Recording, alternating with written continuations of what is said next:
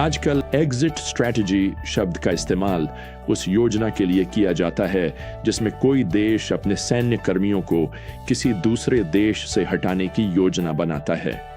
मैंने exit strategy शब्द का इस्तेमाल उन व्यवसायों के संदर्भ में भी सुना है जो बिक्री के लिए जाते हैं। यह उस योजना के बारे में है कि जब व्यवसाय बाजार से बाहर निकलता है तो बिक्री से अधिकतम लाभ कैसे प्राप्त किया जाए। यहां तक कि हमारी बाइबल में भी एक्सोडस नाम की पुस्तक का नाम ग्रीक शब्द एग्जिट से आया है।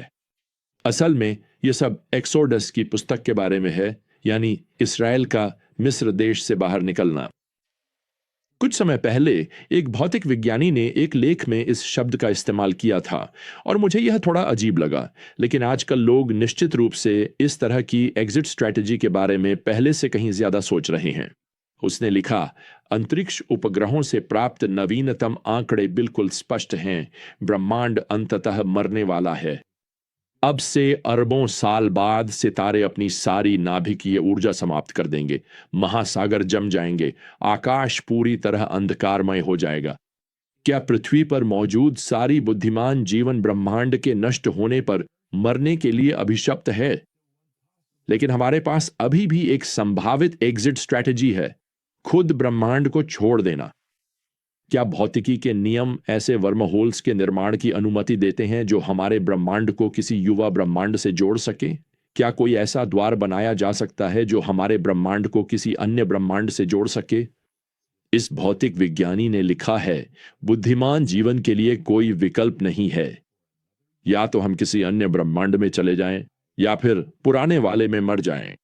मुझे आपको बताना है, जब मैंने यह पढ़ा तो भले ही इस लेखक ने अपनी उम्मीदें गलत एग्जिट स्ट्रैटेजी पर टिका दी हैं, लेकिन उसकी सोच सही दिशा में है। जैसा कि हम आज ब्रह्मांड को जानते हैं, वह हमेशा के लिए नहीं रहने वाला। 2 पतरस 3 में हम ब्रह्मांड के भविष्य के न्याय के बारे में पढ़ते हैं। पतरस लिखते हैं, आकाशीय पिंड जलते हुए पिघल जाएंगे, लेकिन उसकी प्रतिज्ञा के अनुसार हम नए आकाश यानी ब्रह्मांड और नई पृथ्वी की प्रतीक्षा कर रहे हैं जिसमें धार्मिकता वास करती है। देखिए, यह ब्रह्मांड वास्तव में अस्थायी है, लेकिन परमेश्वर अपने अनुयायियों के लिए एक नया ब्रह्मांड रचेंगे जिसे वे सदा सर्वदा आनंदित होकर जी सकें। अब जैसे ही हम आज फिर से रोमियो 11 में लौटते हैं, प्रेरित पौलुस इज़राइल राष्ट्र पर अपनी चर्चा को समाप्त करते हैं और वे हमें यह समझने के लिए और अधिक जानकारी देते हैं कि यह सब परमेश्वर की अपनी प्रजा के लिए निकासी रणनीति में कैसे फिट बैठता है। और मैं परमेश्वर की रणनीति के 3 पहलुओं की ओर ध्यान आकर्षित करना चाहता हूं। सबसे पहले अन्य जातियों के लिए एक सतत एकत्रीकरण है। पौलुस यहां 25वीं आयत में लिखते हैं, हे भाइयों, मैं नहीं चाहता कि तुम इस भेद से अनजान रहो। मिस्ट्री शब्द जो यूनानी भाषा में मुस्टेरियन है, उस योजना की ओर इशारा करता है जिसे परमेश्वर ने हमारे लिए बनाया है। इसे परमेश्वर के प्रकाशन के बिना हमारे लिए जानना असंभव है। यह पुस्तक उस रहस्य को प्रकट करती है, समझाती है। दूसरे शब्दों में, आप इसे खुद से नहीं समझ सकते। तो वह रहस्य क्या है? यह यहां 25वीं आयत में आगे बढ़ता है। इज़राइल पर आंशिक कठोरता आई है जब तक कि अन्य जातियों की पूर्णता ना आ जाए। पौलुस यहां कलीसिया की पूर्णता की बात कर रहे हैं, जब और अधिक अन्य जाति मसीह में विश्वास के द्वारा जोड़े जाते हैं।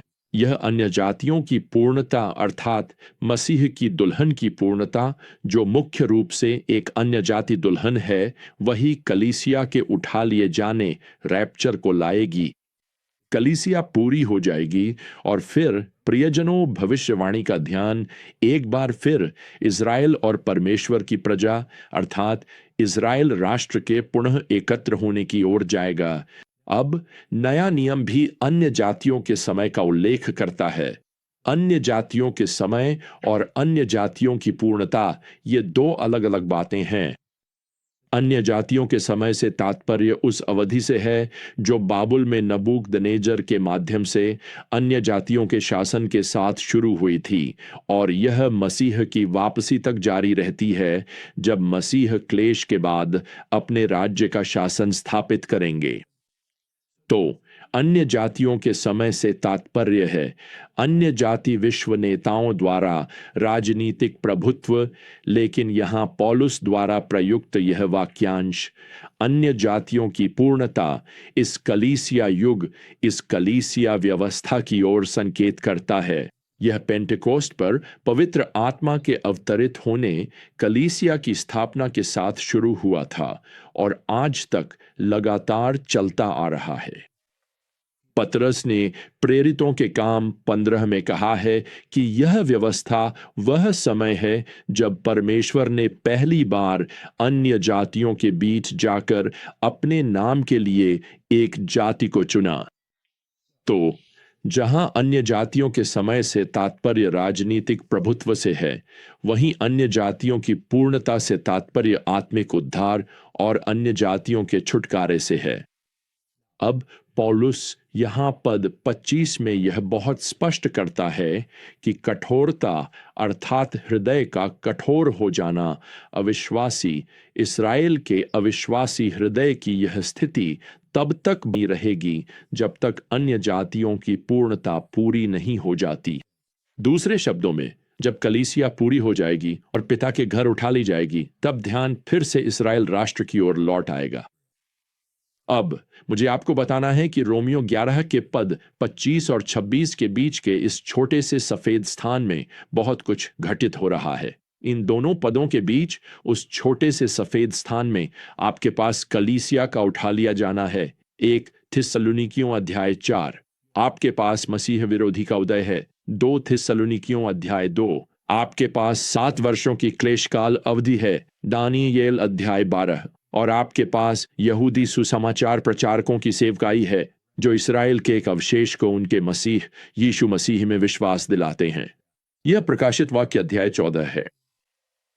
तो मुझे इसे यहां जल्दी से दोहराने दीजिए। आपके पास इज़राइल का कठोर होना है जो सुसमाचार के प्रति कठोरता है, और यह तब तक बना रहेगा जब तक कलीसिया पूरी नहीं हो जाती और नए नियम के संत स्वर्ग में उठा लिए नहीं जाते। वैसे इसमें इस समयावधि के वे यहूदी विश्वासी भी शामिल हैं जो मसीह में विश्वास लाते हैं। अब मैं आपसे कुछ पूछना चाहता हूं, आपको कलीसिया के लिए यह निकासी रणनीति कैसी लगती है? मुझे तो यह एक अद्भुत निकासी रणनीति लगती है। सामान्य रूप से अन्य जातियों के लिए परमेश्वर की रणनीति यह है कि जैसे जैसे वे विश्वास करते हैं और कलीसिया में जोड़े जाते हैं, उनका सतत संग्रहण होता रहता है, और यह आज भी हो रहा है। दूसरे यहूदी लोगों के लिए परमेश्वर की रणनीति में पृथ्वी पर शीघ्र ही आने वाला एक राज्य भी शामिल है। यह राज्य 1000 साल तक चलेगा, जैसा कि प्रकाशित वाक्य अध्याय 20 हमें बताता है। यह राज्य मसीह राजा द्वारा स्थापित किया जाएगा जब वह लौटेंगे और वहां अपना राज्य स्थापित करेंगे, जिसका मुख्यालय यरूशलेम में और सिंहासन दाऊद का होगा। अब उस राज्य के आने से पहले पौलुस यहां पद 26 में यह महत्वपूर्ण वाक्य लिखते हैं, सारा इज़राइल उद्धार पाएगा। यह उन यहूदी लोगों की ओर संकेत है जो क्लेश काल के दौरान मसीह पर विश्वास करते हैं और फिर अपने शीघ्र लौटने वाले मसीहा और राजा की प्रतीक्षा करते हैं। प्रियजनों, पवित्र शास्त्र की सभी प्रतिज्ञाएं और भविष्यवाणियां पूरी होने वाली हैं। कलीसिया ने इज़राइल का स्थान नहीं लिया है। इज़राइल को उनकी प्रतिज्ञा की गई भूमि, सिंहासन, मंदिर और राजा मिलेगा। यह सब परमेश्वर की प्रतिज्ञाओं के अनुसार ही होगा। अब तीसरे स्थान पर पूरी दुनिया के लिए परमेश्वर की रणनीति, उसकी निकासी रणनीति, एक खुला निमंत्रण भी शामिल करती है। वास्तव में आप इन अगले कुछ पदों में दया शब्द को 4 बार पाएंगे, जो यहां पद 30 से शुरू होता है। क्योंकि जैसे तुम एक समय परमेश्वर की आज्ञा नहीं मानते थे, परंतु अब उनकी अवज्ञा के कारण तुम पर दया हुई, अर्थात इज़राइल की अवज्ञा के कारण, वैसे ही अब वे भी अवज्ञाकारी हो गए हैं, ताकि तुम पर हुई दया के कारण अब उन पर भी दया हो। क्योंकि परमेश्वर ने सबको अवज्ञा के अधीन कर दिया है, ताकि वह सब पर दया करे। आप जानते हैं, मैं रोमियो अध्याय 11 को इन 3 कथनों में संक्षेपित कर सकता हूं। पहला, परमेश्वर का उद्देश्य अजेय है। दूसरा, परमेश्वर की प्रतिज्ञाएं अपरिवर्तनीय हैं। और तीसरा, परमेश्वर के साथ हमारा भविष्य का मिलन अनिवार्य है। हर जीवित मानव हर युग में परमेश्वर के साथ एक मिलन के लिए निश्चित है। इब्रानियों 9:22 कहता है, मनुष्य के लिए एक बार मरना निश्चित है और उसके बाद न्याय होता है। अब विश्वासियों के लिए यह न्याय मसीह के न्याय आसन पर होगा। हम पहले ही इसका अध्ययन कर चुके हैं। वहीं पर मसीही जीवन को प्रतिफल मिलेगा। एक और न्याय है जिसे प्रकाशित वाक्य अध्याय 20 में महान श्वेत सिंहासन का न्याय कहा गया है, और वहां पर संपूर्ण मानव इतिहास के अविश्वासी परमेश्वर द्वारा दोषी ठहराए जाएंगे।